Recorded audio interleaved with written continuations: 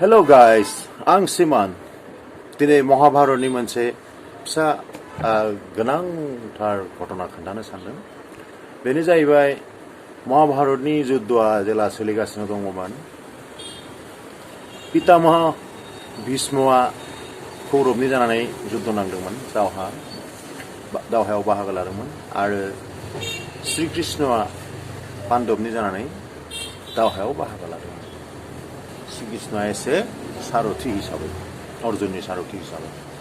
दा थिग जुद्धआथ' नांनाया सोलिगासिनो। दाना अर्जुननि बोरलानि बानफोरजों कौरबा सब दिनावनो बिराद खस्थ' मोननाङो दावहायाव। खुनुरुखुमसो बिसोर बासिनानै बासियो आरोखि। दाना थिग मोनाब्लिबा जेला जुद्धआ दोनथ'नाय जायो, मोनाब्लि जाबानो जुद्धखौ दोनथ'नाय जाखायोमोन नालाय महाभारतआव। दा बे जेला दोनथ'यो अब्ला शिबिराव, गावबागाव शिबिराव थांफिनोमोन।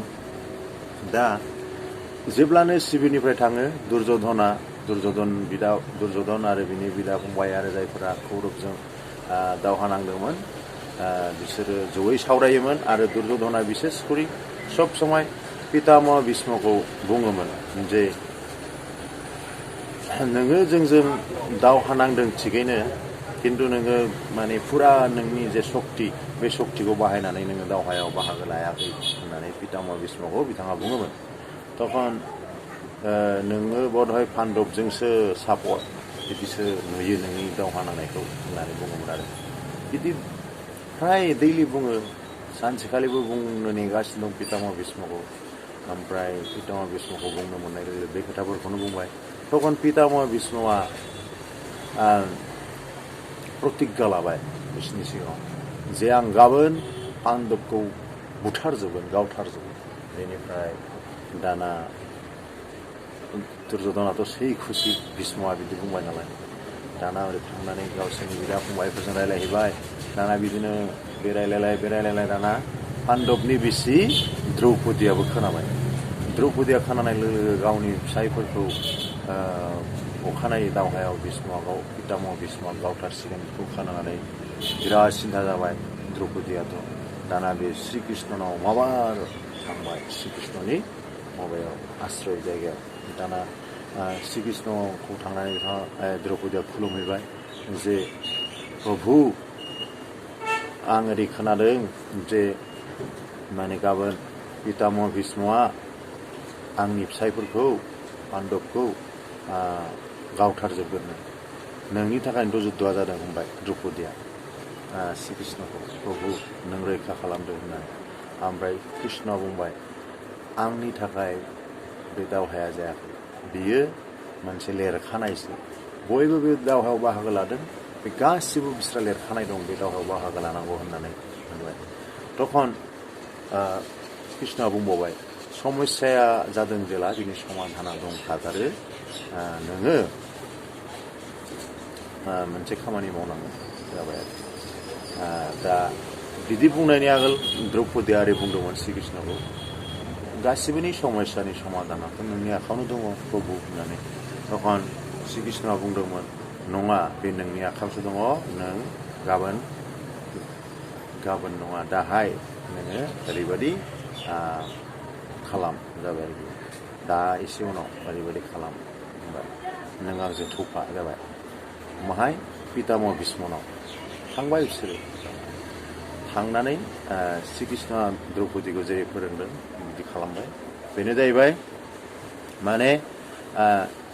पितामहखौ द्रौपदीया बिनि आश्रय जायगायाव, बिनि जे केम्प, बेवहाय थांनानै बेखौ खुलुमनांगौ। दाना थांनानै बे नेबाय थाबाय पितामह भीष्मखौ। दाना भीष्मआ बे समाव इसोरखौ नाम देन लागासिनो दंमोन, इसोरखौ गोसोखांगासिनो दंमोन, ध्यानाव बे दङमोन। तखन जेला बिनि ध्याना जोबो अब्ला बियो द्रौपदीखौ नुबाय। द्रौपदीया खुलुमबाय, प्रणाम पितामह भीष्म होनबाय। दाना भीष्मआ लगे लगे बेखौ अखण्ड सौभाग्यवती भव होननानै आशीर्बाद होबाय। दाना अखण्ड सौभाग्यवती भवनि मिनिङाथ' जाहैबाय बर'आव जेब्लाबो सौभाग्य गोनां जानानै थाबाय थाथों। सौभाग्यवती जानोबाथ' बिनि फिसाया जुदि गाबोननो जुद्धआव थैयोबा बेथ' सौभाग्यआव गैया। बेनि फिसाइफोरा जुदि गावथार जायोबा भीष्मआथ' दाना गावनो गाव बोर होनानै आशीर्बाद होनानै गावनो बिराद दाना माबायाव गोलैबाय, खैफोदाव गोलैबाय। आरे आं मा बुंफ्लांखो जाबाय। ओमफ्राय आंथ' पान्डबखौ गाबोन माने बुथारजोबगोन गावथारजोबगोन होननानै प्रतिज्ञा लादों। आरो दा नोंखौ आं अखन्द सौभाग्यवती भगवान होननानै आशीर्बाद होबाय, बोर होबाय, बोरै जाखो? बेखौथ' नों निस्सय बेखौ नों खालामाखै जाबाय द्रौपदीखौ। बे नोंनो माबा मोनसे बुद्धि नोंनो सोरबा बुद्धि होथारदों जाबाय।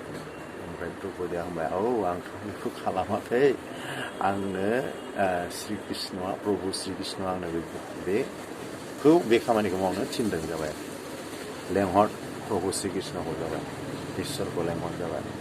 हाबैबाय दाना ईश्वरा, प्रभुआ श्री कृष्ण। तखन प्रभु नों मा खैफोदाव खोख्लैखो आंखौ जाबाय।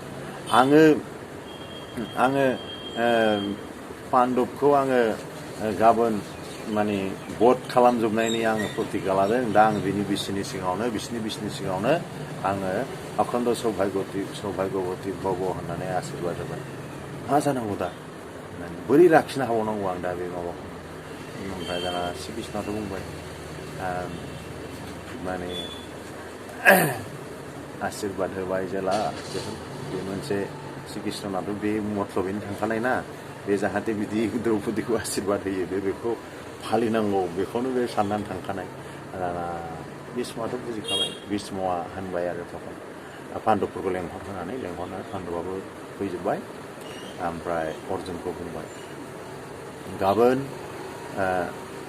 गाबोन आं नोंसोरखौ बध खालामजोबनायनि आं प्रतिज्ञा लादों, खिन्थु दा आं नोंसिनि बिसिनो बेबायदि आशीर्बाद होबाय।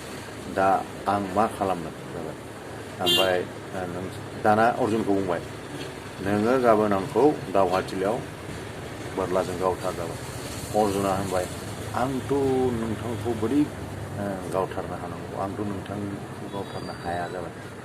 ओमफ्राय भीष्मआ बुंबाय नंगौ, आं एकदम जुदि गोसो होनानै दावहा नांगौबा नोंसोर आंजों हाखाया, नों आंजों हाखाया, नोंसोर हाखाया जाबाय।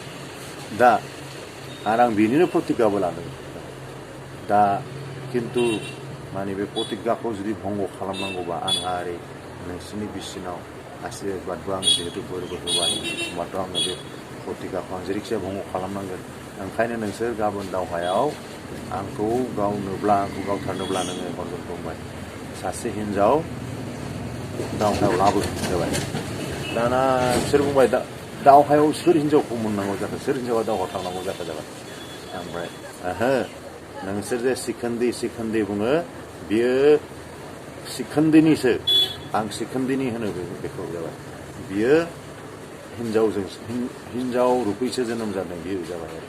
बे हौवा नङा, बे हिन्जाव रुपैसो जोनोम जादों। ओंखायनो अर्जुनखौ बुंबाय नों गाबोन बेनि उनाव थाखोमा जाबाय, बेखौ सिङाव दोन नोङो जाबाय। ओमफ्राय माने आंहाथ' मोनसे खोथा दङना, आं हिन्जावजों मालाबाबो दावहा नाङा होननानै। दा ओंखायनो नोङो बेनि उनाव थाखोमानानै था, ओमफ्राय आंखौ जेला नुयो दावहायाव नोङो थाखोमानानै आंखौ गावहर जाबाय। तखन बुद्धिखौ फोरोंखाबाय। अर्जुना सिन्था जाबाय, थेवबो उफायथ' गैया। आरो भीष्मआ बुंखाबाय नङाबा नोंसोर गाबोन रावबो बासिनाय नङा होनखाबाय। दा उपाय गैया, बेबादिनो दावहायाव बे खामानिखौ मावनाय जायो, जायनि दारै भीष्मखौ अर्जुना गावनो हायो आरो। सिखोन्दी होनो जायखौ, आरो भीष्मआ सिखोन्दिनि बुङो बेखौ। बे महाभारत दावहायाव लाबोनानै भीष्मआनो खोन्थाखानाय बेवहाय बिदिनो। दा बे महाभारतनि बे दसे जों जे सल' दा खोनासंदों, बे सल'निफ्राय बेखौनो मोनथिनो हायोदि जे माने साफ्रोमनोबो आदर्शआ बिराद दरखार, संस्कारा बिराद दरखार। दा द्रौपदीया, पान्डबनि बिसि द्रौपदीया बे संस्कारखौ बेहा दङखायनो बे गावनि फिसायफोरखौ बे बासायनांगोन, जेरैखिजाया बासायनायनि बे लामाखौ नागिरदों। आरो बासायनोबा सोर हायो बे जिनिसखौ बे मिन्थिगौ आरो नागिरदों। बे संस्कारिखायनो बे मिन्थिगौ।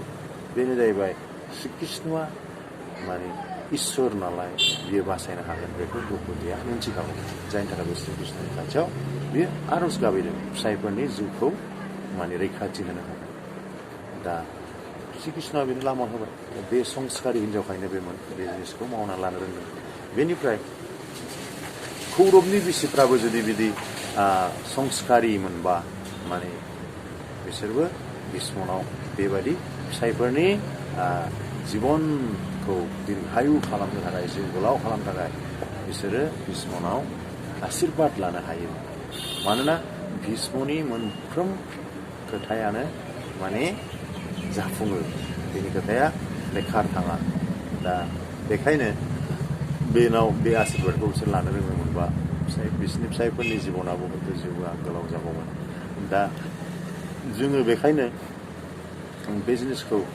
जेब्लाबो माने साननानै लानांगौ जे मानसिया जिखुनु खैफोदखौ नुबानो गिनो नाङा दा जुदि द्रौपदीया भीष्मआनो जुदि पितामह भीष्मआनो बिदि बुंखाबायबा आंनि फिसायफ्राथ' आरो गाबोन माने दावहाथिलियाव थैखासिगोन होनना गाबलाबायोमोनबा मा जागौमोन बे जुदि लामा नागिरामोनबा बेनिफ्राय